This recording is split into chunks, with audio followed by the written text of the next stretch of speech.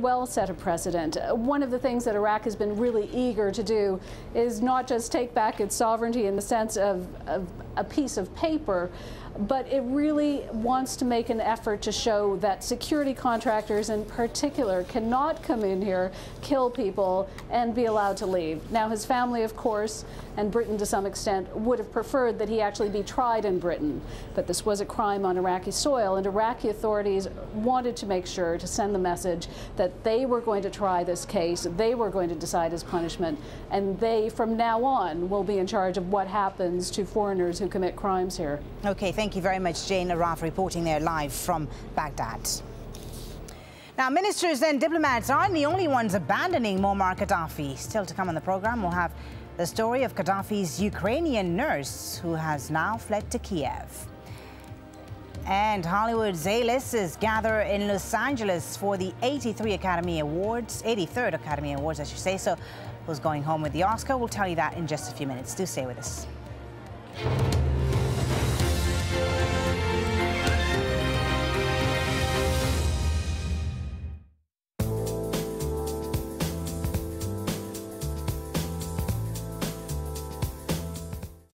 Hello again. It certainly is very wet for some of us in Australia at the moment. On the satellite picture, you can see we've got two main areas of circulation. The first one just here over Queensland, and then the second one just offshore. But it's still throwing plenty of wet weather down through into the northern parts of Western Australia. So the whole northern section is going to stay incredibly wet as we head through the next couple of days, all stretching from Western Australia all the way across into Queensland once more. There could well be some localised flooding here.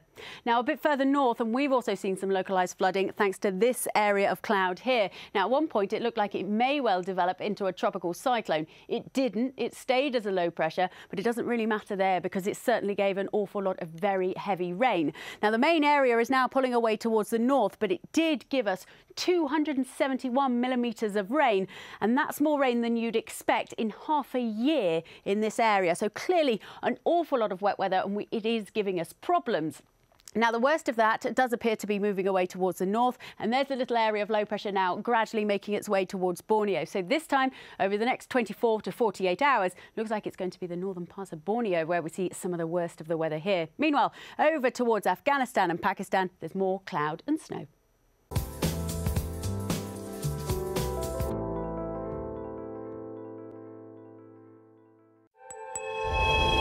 The times change. The instruments evolve. The battlegrounds shift. This is America! Our country! But the international struggle continues. He was murdered! Uncompromising, hard-hitting investigations. I can't get no justice from no one in Jamaica. People and power, at this time on Al Jazeera.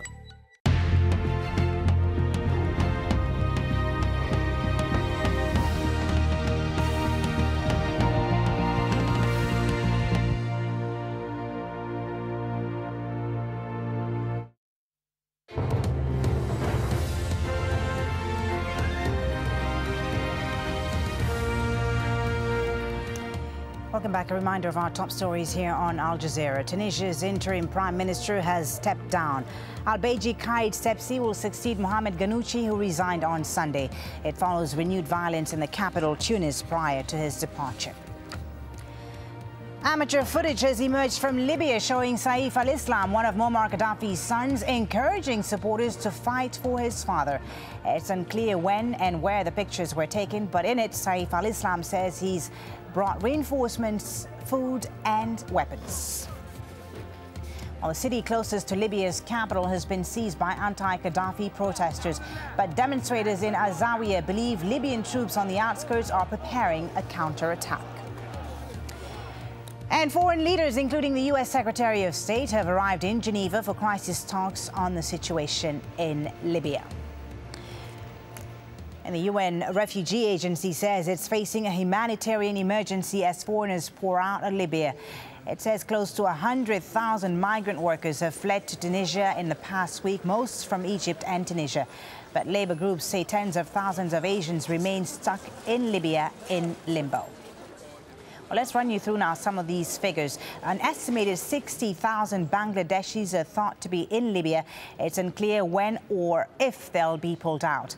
Last week, relatives of 23,000 Thai workers asked for help to get them out.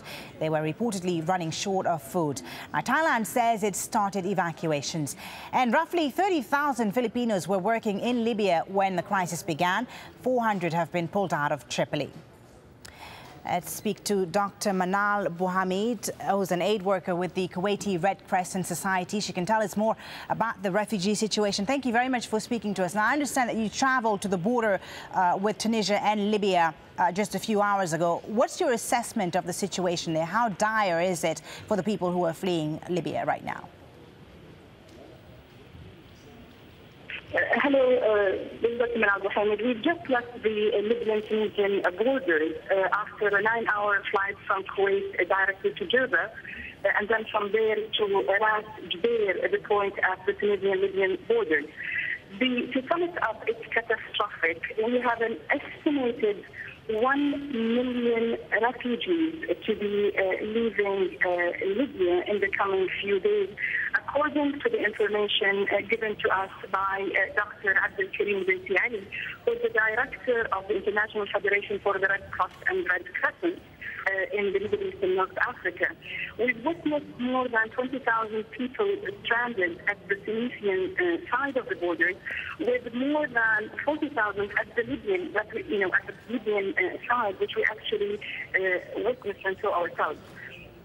We delivered more than 10 tons worth of medical supplies and medication and other supplies and aid from the Kuwaiti Red Crescent to the Tunisian Red Crescent, with the hope to be distributed to the Libyan hospitals in coordination with the Libyan Red Crescent and the International Federation.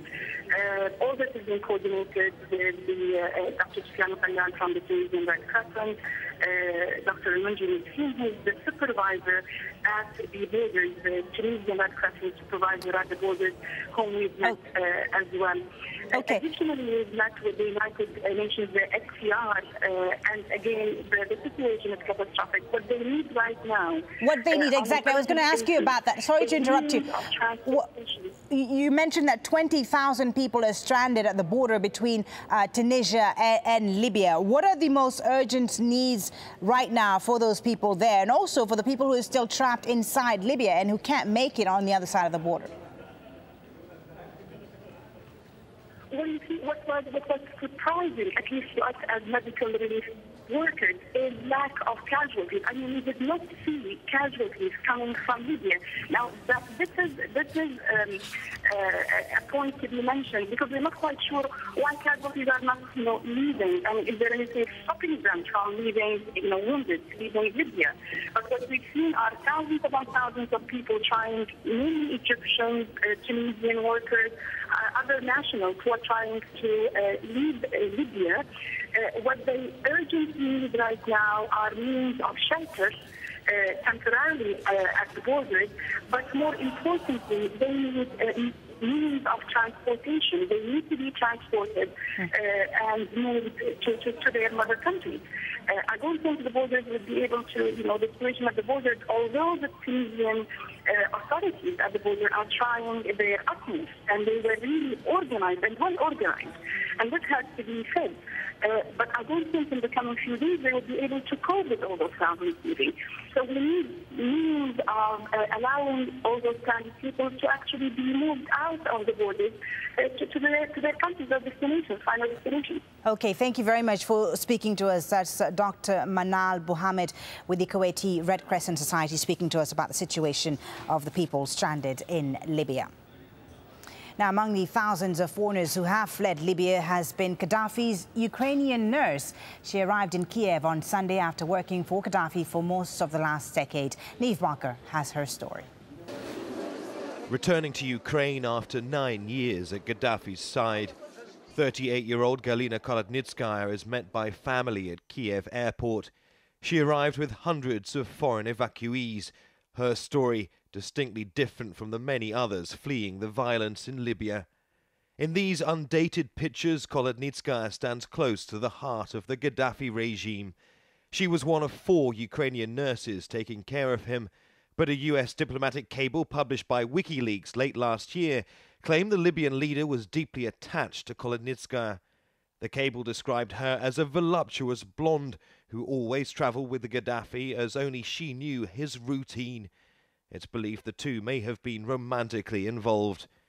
Back in Ukraine, Kolatnitskaya is avoiding public attention, all while Gaddafi's leadership teeters precariously. Neve Barker, Al Jazeera, Moscow. Now to Africa, and at least 10 people have been killed after clashes broke out in the disputed region of Abyei in Sudan. The oil-rich area has always been a source of tension between the north and the south. The latest clashes involved several nomads fighters and the police. Most of those killed in the attacks were police officers. Dozens of men, women and children have been fleeing Côte d'Ivoire's main city despite the presence of UN peacekeepers. There's been more fighting between forces loyal to incumbent President Laurent Gbagbo and those who back opposition leader Alassane Ouattara. The UN's Human Rights Agency says between 20 and 30,000 people have left just one district in Abidjan. New Zealand's Prime Minister says 2 major earthquakes since September are likely to cost about $15 billion. Last week's quake in Christchurch killed at least 148 people. Another 50 are still missing. Funerals are being held for some of the victims on Monday. Large parts of the city have been reduced to rubble. At least 400 homes have been destroyed in the Bolivian capital after a hillside collapsed following heavy rains. No one died, but a La Paz government spokesman says at least 44 people have been killed in recent weeks by flooding and mudslides. Representatives from China and Japan have held their first talks in 2 years as tensions between the two Asian economic giants ease. China's vice foreign minister met his Japanese counterpart in Tokyo to discuss issues ranging from security to the film industry. Sino-Japanese relations deteriorated sharply last September after a Chinese trawler collided with Japanese Navy patrol boats. In the United States, police in Wisconsin say they won't force pro-union demonstrators to leave the state capitol building. Hundreds of protesters defied an order to vacate as police locked on. They've been demonstrating for the past 2 weeks against the governor's plan to strip most public sector employees of their collective bargaining rights. The state faces a nearly $2 million budget deficit. Cuban government supporters have confronted a group of dissidents calling for political change. The so-called ladies in white were staging their usual Sunday demonstration when government supporters surrounded them and started shouting insults. The women are mostly the wives and mothers of political prisoners. Hollywood's biggest event of the year, the 83rd Academy Awards, has just come to a close. Al Jazeera's Rob Reynolds finds out who walked away with the top prize at this year's awards ceremony. And the Oscar goes to